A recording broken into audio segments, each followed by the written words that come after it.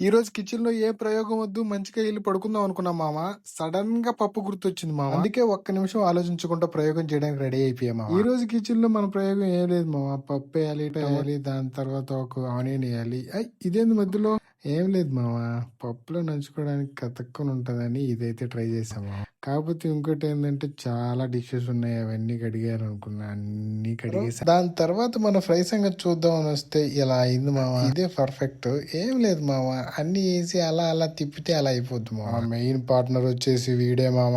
Rice పెట్టేసుకుందాం అంతే. Rice లో నీళ్లు పోసి అలా పక్కన పెట్టుకున్నాం మామ. వెంటనే పప్పు తీసి కింద వేసామా, దానిలో కొంచెం కొత్తిమీర వేసి అలా అలా అలా అలా తిప్పితే ఉంది మామ, మామూలుగా లేదు. పిచ్చెక్కేసింది మామ. కొంచెం నెయ్యి కూడా వేద్దాం అనుకున్నా, కాకపోతే నెయ్యి కాస్ట్ కామ్గా అయిపోయా. రైస్ అయితే ఇండక్షన్ మీద పెట్టేసామా, అది ఎప్పుడు అవుతుందో అర్థం కాక నేనైతే నింజా ఫైటింగ్ చేస్తున్నాను. అయితే తిందామని ఉంది మామ. ఇప్పటికే 1 అయిపోతున్న టైం, ఎప్పుడు పడుకొని ఎప్పుడు ఆఫీస్కి వెళ్ళాలి మామ. వెంటనే మనదైతే అంతా రెడీ అయిపోయింది. మంచిగా చాప్ మీద కూర్చొని ఒక దుమ్ము రేపేయాలి.